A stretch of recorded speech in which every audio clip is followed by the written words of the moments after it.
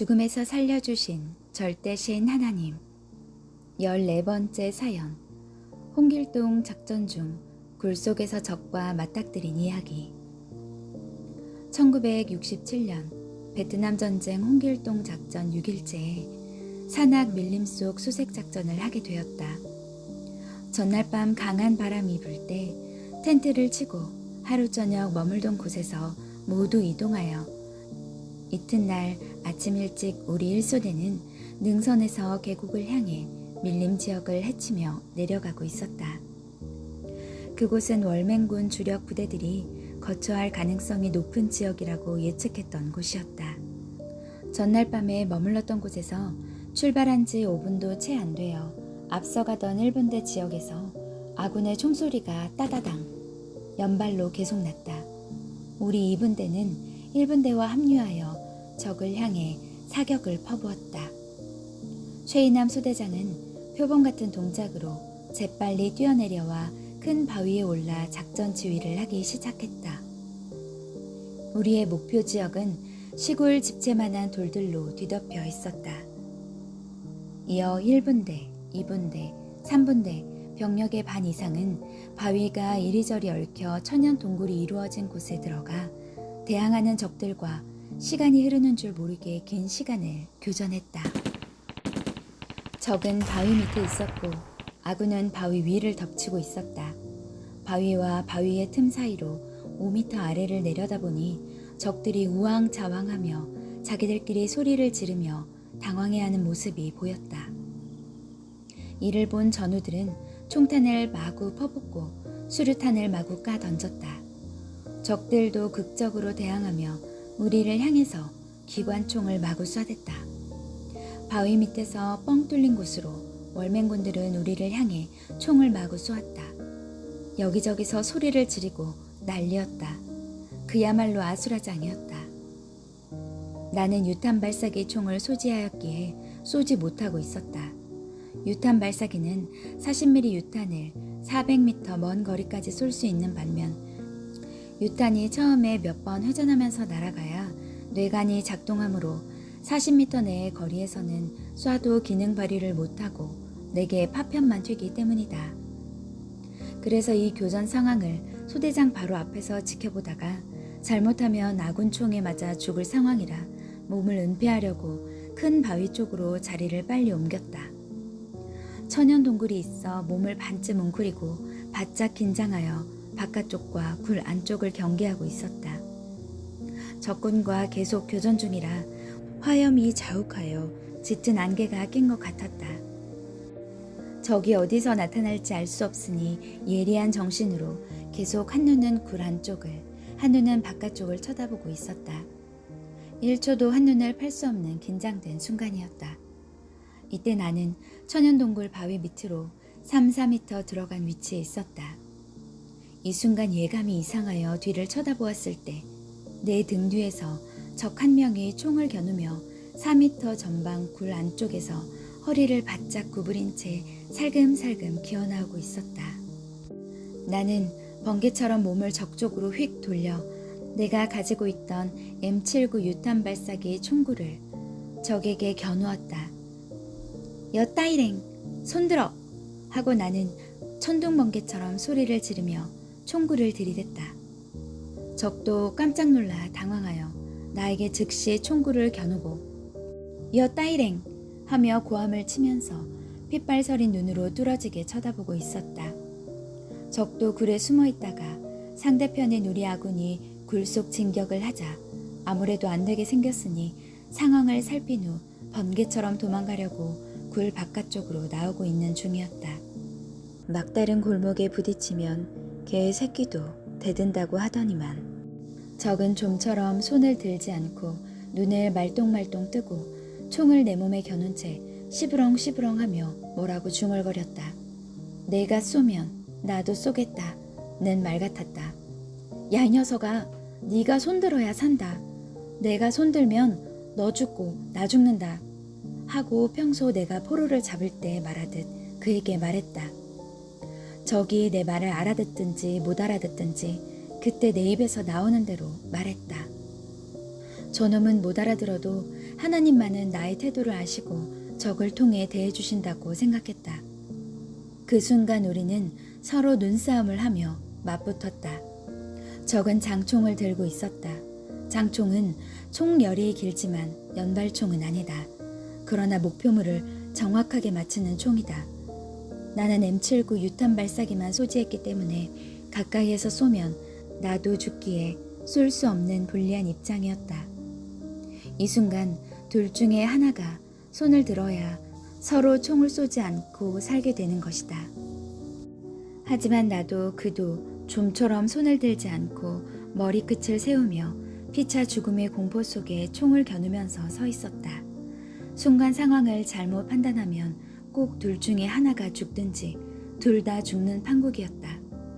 하나가 살려면 먼저 쏘는 자가 살게 되고 둘 다 살려면 둘 중에 하나가 손을 들었을 때 총을 쏘지 않고 상대를 자기 목숨같이 사랑하는 방법밖에 없었다.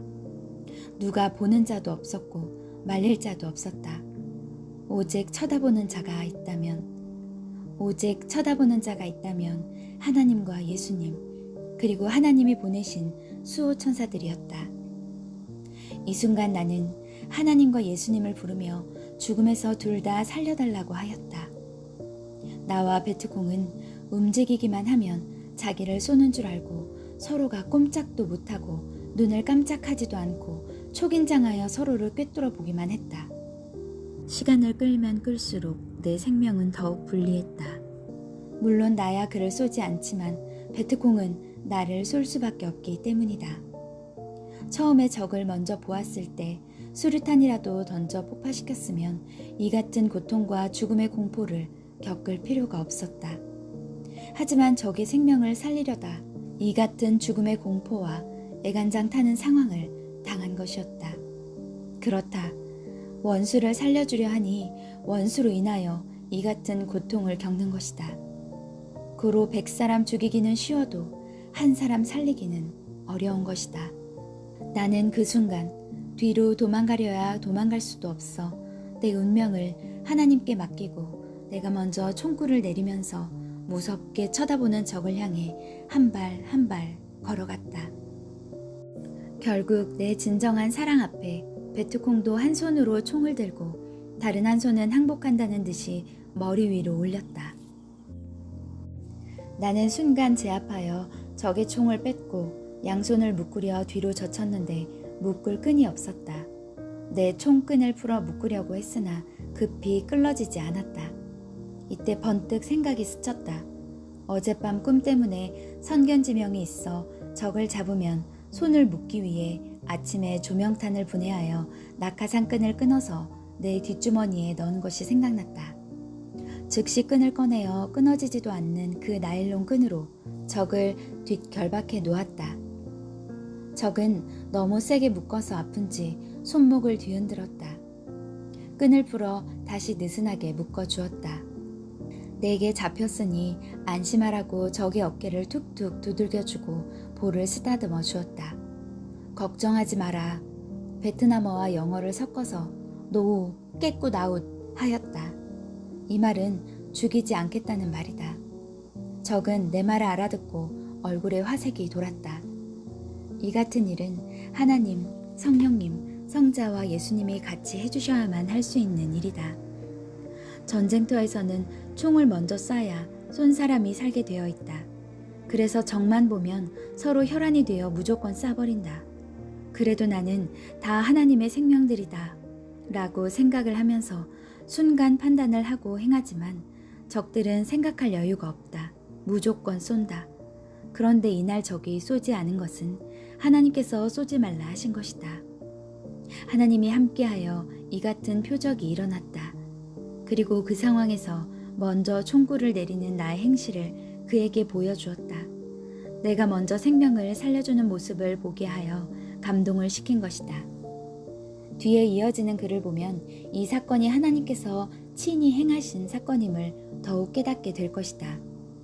그 적을 생포함으로 인해 어마어마한 적의 무기를 노획하게 되었다. 만일 굴 속에서 죽였으면 무기를 얻을 수 없었다. 생명을 살려주니 전쟁에서 최고로 바라는 적의 무기를 어마어마하게 노획하게 해주셨다. 다음 이야기를 들어보자. 굴 바깥에서는 적과 맞붙은 1차 교전이 끝났다. 급한 작전이 끝난 것이다. 도망갈 자는 도망가고 남은 자는 죽고 하여 비로소 소대장이 사격 중지 명령을 내렸다. 그제야 나도 안심하고 생포한 적을 끌고 나왔다. 얼마나 많은 총을 쏘고 수류탄을 터뜨렸는지 화약 연기가 주위에 자욱했다. 눈에 화약 연기가 들어가 따가웠다. 소대장을 중심으로 전우들이 모여들어 보고들을 했다. 아군은 한 명도 총에 맞은 사람 없이 전원이 무사했다. 소대장은 야 작전 성공이라고 말하며 좋아했다. 내가 포로를 데리고 와서 소대장에게 보고하니 소대장은 아이고 왜 또 생포했냐. 그러다 너 죽는다. 그냥 쏴 죽여버리지 또 살려서 잡아왔냐? 했다. 이때 옆에 있는 분대장이 쏴 죽이자고 하며 생포한 적에게 총을 대자 적은 나를 쳐다보았다. 내가 포로로 잡아왔으니 나만 쳐다보고 있는 것이었다. 적은 달달달달 떨고 있었다. 목숨이 왔다 갔다 하는 순간으로 마치 사형장에 서 있는 것 같았다. 분대장이 총을 못 쏘게 내가 총구를 옆으로 밀었더니 적은 다시 안심했다. 소대장은 이왕 생포했으니 헬리콥터에 실어 연대본부로 후송해 보내자고 했다. 그래도 옆 분대장은 적만 보면 분노가 치솟는다고 하며 죽여버리자고 했다. 나는 그 분대장에게 내가 생명을 내걸고 포로로 잡았는데 그렇게 죽이려 하냐? 하고 화를 내며 한마디 했다. 나와 분대장이 다투는 것을 생포한 적이 쳐다보고 있었고 내가 자기를 못 죽이게 막고 있다는 것을 알았다. 그래서 내게로 몸을 피했다. 나를 자기 살리는 구원자로 생각하는 태도였다. 옆 분대장에게 내가 말하기를 적도 생명이니 살려주면 나쁜 꼴이 없다. 그동안 다 좋은 꼴이 있지 않았냐. 포로를 죽이는 것은 합당치 않다. 소대장님 말씀대로 생포한 자를 연대로 데리고 가서 상황을 들어보는 것이 좋겠다 하였다. 내가 반발하며 강하게 말하니 그 분대장도 옆으로 갔다. 나는 이 분대 소속이라 내 분대장이 따로 있고 또 소대장이 연대로 후송하자고 말한 것도 있으니 더 밀어붙여 말했던 것이다. 하나님이 나와 함께 하시니 나는 담대하게 행했다. 생포한 적은 나를 쳐다보더니 생명의 은인을 만난 듯 눈물을 글썽거렸다. 말은 못해도 진실로 좋아하는 모습이었다. 내가 적한테 다가가서 손을 잡으며 걱정 말라고 했다. 나는 이 사람도 나를 살려줬으니 나도 이 사람을 살려주는 책임을 해야지 라고 생각했다. 그 적은 내 마음을 느꼈는지 아무도 쳐다보지 않고 나만 쳐다보고 있었다. 내가 포로로 잡은 지 불과 30분도 안 됐지만 내가 하는 태도를 보고 나만 의지하는 것 같았다. 다른 사람들은 자기를 죽이려고 하는데 나는 못 죽이게 하니 구세주로 본 것이다. 결국 소대장은 중대장에게 무전을 쳐서 포로 잡은 것을 보고하였고 중대장이 헬리콥터를 불렀다. 약 30분 후에 헬기가 왔다. 줄을 내려서 포로를 매달아 끌어올린 후 헬기는 하늘로 쑥 솟아 연대 본부로 날아갔다. 그 후에 소식을 들어보니 내가 잡은 포로는 한동안 우리 연대 본부에 소속되어 있으면서 조사를 받았다고 했다. 한국군에게 자기 부대의 상황을 잘 말해주며 협조해 주었다고 했다. 내가 포로로 잡은 이 베트콩은 일반 전투원이 아니라 적 부대에서 중직을 맡은 자였는데 월맹군 95연대 본부에서 정보를 다루는 사명을 하고 행정일도 했다고 말하며 자기가 알고 있는 엄청난 정보를 우리에게 순순히 전해주었다고 했다. 하마터면 그가 나를 쏴 죽일 뻔했지만 전쟁터에서 불꽃 같은 눈으로 나를 지켜주신 전지전능하신 하나님이 내 생명을 그날 또 보호하여 살려주신 것을 나는 잊을 수가 없다. 그날 내가 죽었더라면 지금 존재할 수 없었는데 생각할수록 나를 살려주신 하나님께 지금껏 감사할 수밖에 없다. 그때로부터 50년이 지나 한 지휘관의 증언을 자세히 전해 듣게 되었다.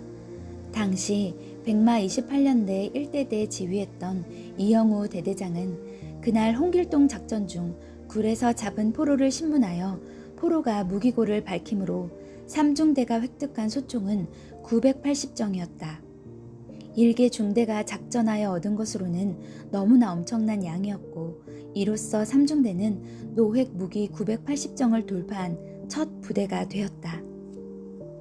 그래서 전과로 기록될 때는 다른 부대의 사기도 고려하여 전공을 나눠줘서 각 부대가 같이 노획한 것으로 하라고 상관이 지시할 정도였다 라고 말했다. 결국 그 총들은 내가 적을 포로로 잡아서 노획하게 된 것이었다. 하나님이 나와 함께하여서 나도 살고 적도 살려주므로 최고의 전과를 올리게 하셨다. 만일 내가 적을 죽였거나 적이 나를 죽이고 도망쳤으면 이 총을 노획할 수 없었다.